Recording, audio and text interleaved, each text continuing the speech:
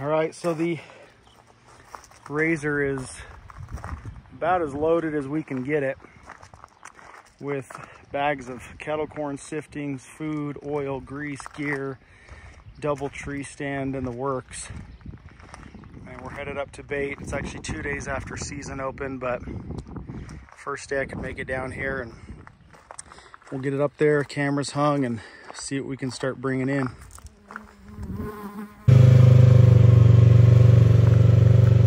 All right, there's the first bear track I've seen on the hunt. Right in the middle of the trail here.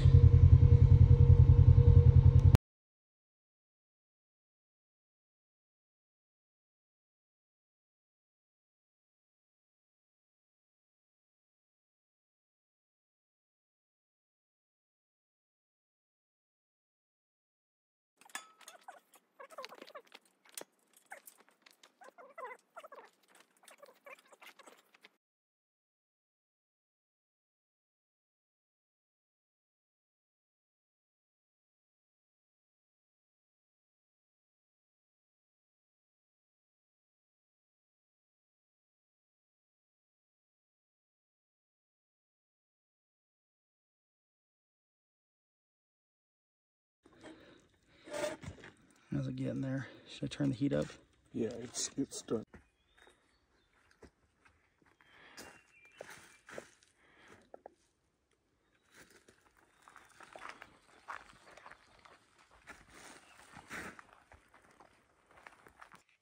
Getting the juicy juice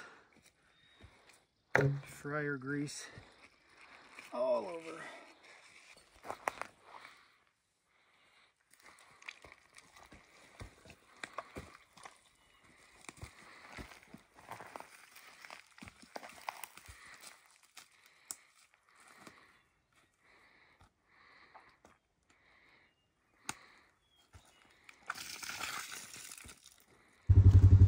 Alright, so we are finally leaving. It is probably close to 9:30, and the bait is in. We have camera 1 on video mode, we have tree stand, and then we have the cellular camera up on that tree.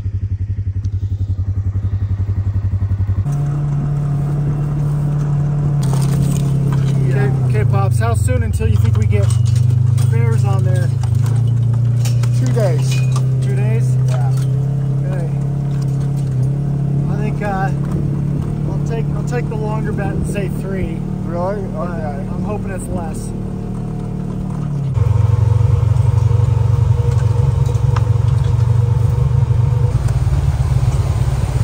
A little muddy.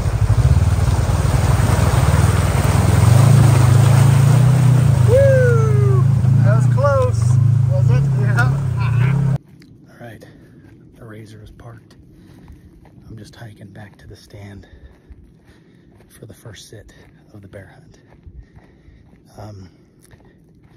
It's 6/12, June 12th, and we put the bait up on May 31st.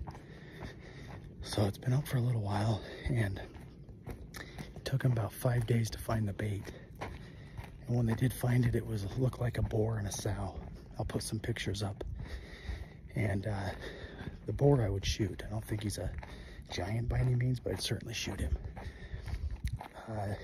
He has certainly not been a regular, and I don't know if he's even come back in the last handful of days. So anyway, the activity though, you know, I think with them finding it, tracking their scent out, the activity's picked up and picked up and picked up. So the last like 2 days especially have been really good. So I wanted to come up.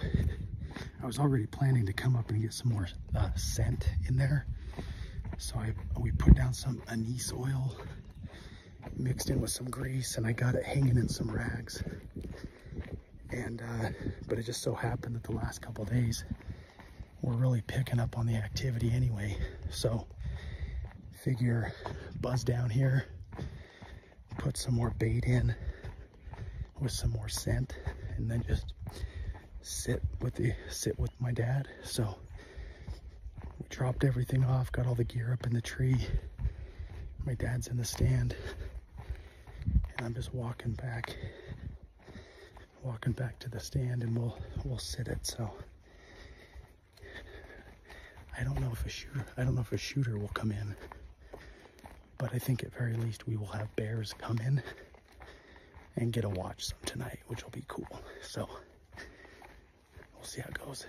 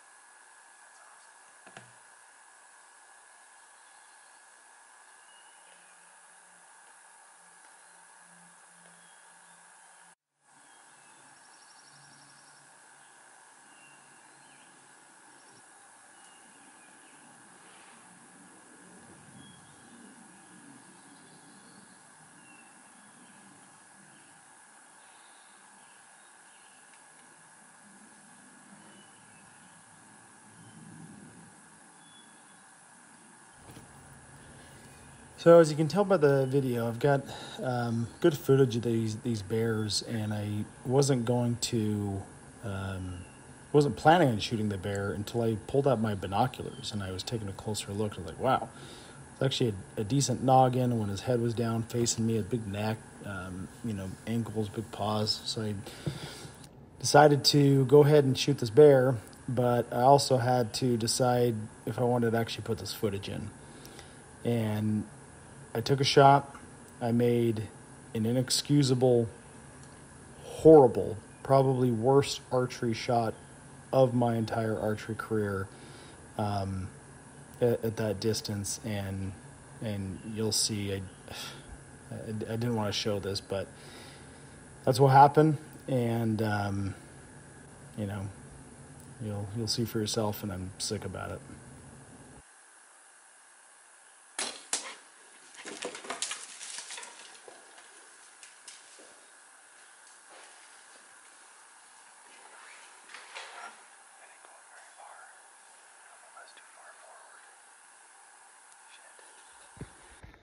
All right, so I'm just parked the side by side and I'm walking back. My dad's with me again. My son, who is 15, who just came out for the summer from Montana, is here. And unfortunately, if I do put a video together, I will have shown it at this point that I just made a horrendous shot. Probably worst shot of my archery life in terms of how easy it was and where I hit that bear. There was no blood, no arrow, no recovery. We came back, we got out of there quiet that night, watched the footage before we left, thought, well, that's not lethal. We gave it overnight. We came back the next morning and searched, got nothing. 2 days later, the cameras stopped working, but the bait was still gone. So my dad put in new batteries, more food, and at last light last night had a shooter come back in. So we're back up here. This is sit number 2.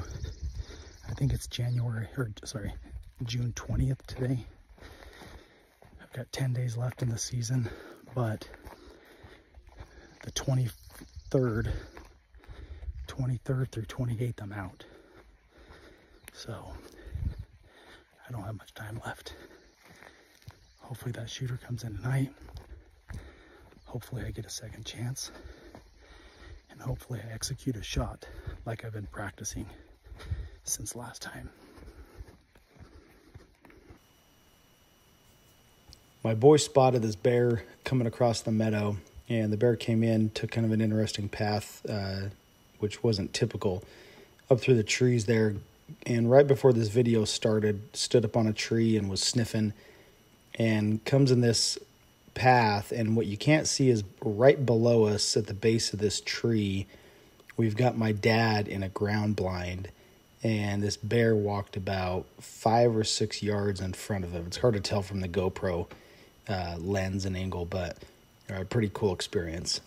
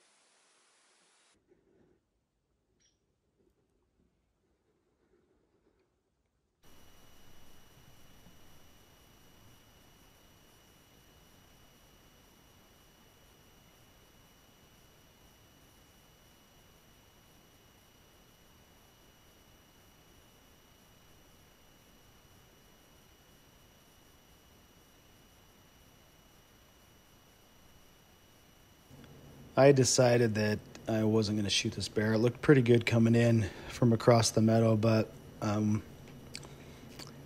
wasn't going to do it, and had the choice with seizing the moment, as I did not have really many more evenings that would be possible to hunt. So I'd put my bow back and had enough footage, and so we were enjoying ourselves watching, and I looked over to my boy and I said, "Should I shoot it?" He's like, yes. I'm here, your dad's here, we're all here, you don't have a lot of time, shoot that bear. And I had to make sure. I had him confirm it about 3 or 4 times. Went ahead and took my bow back off and waited for a quartering away shot because he was straight away for quite a while.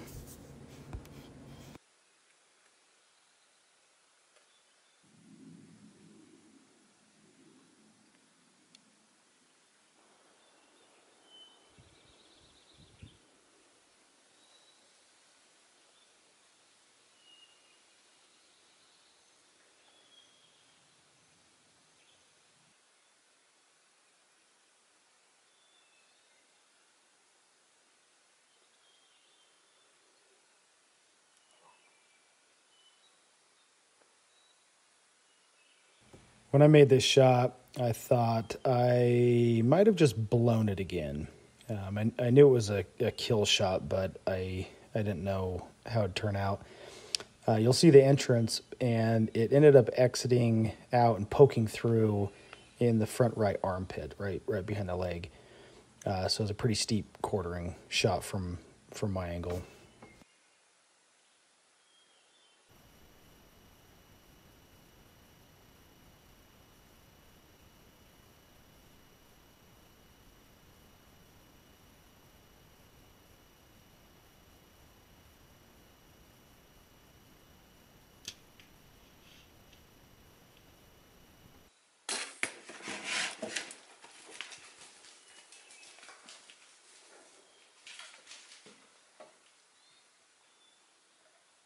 After the shot, didn't hear a death moan. We kind of heard the general direction of where we thought the bear had run.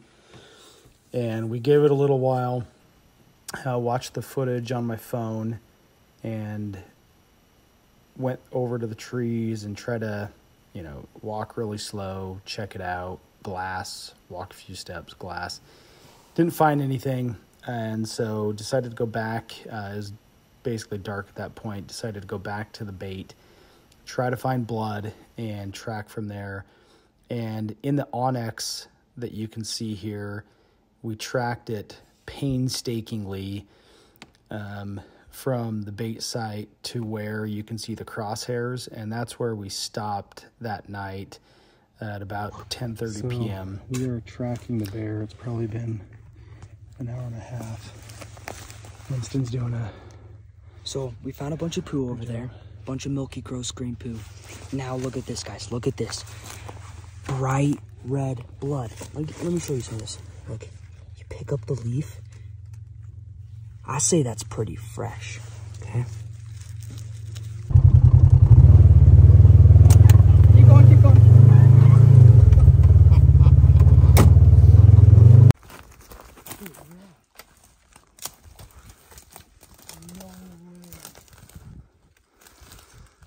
Hey there, Eagle Eyes. I'm just going to stroll up and find a bear. Yeah.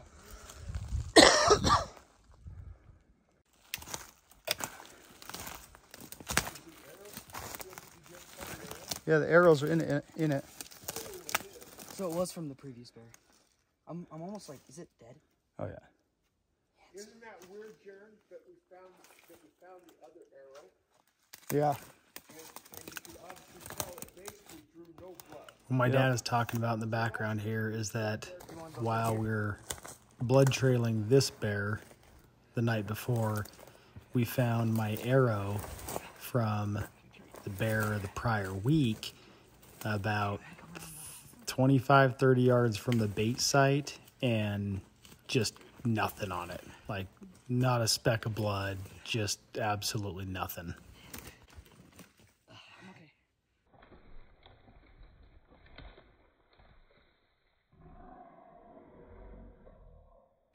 I videoed that. You did? What?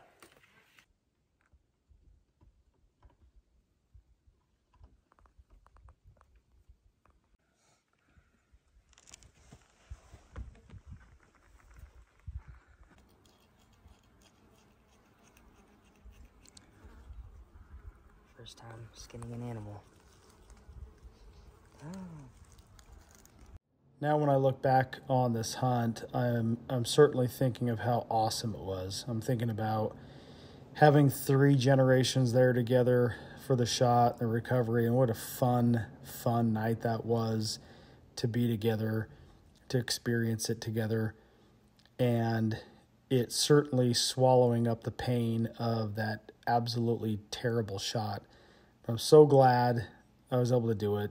Learned so much. When I found out I got the tag, I just dumped so much time into watching and reading things about bear hunting and YouTube to get prepared. It took me 10 years to draw this tag in Utah, but so grateful for all the help, all the gear, the supplies, the information from friends and family. So just tons of help, and thanks to my brother-in-law for loaning his razor to us. That was just giant. So Ryan, appreciate you, brother.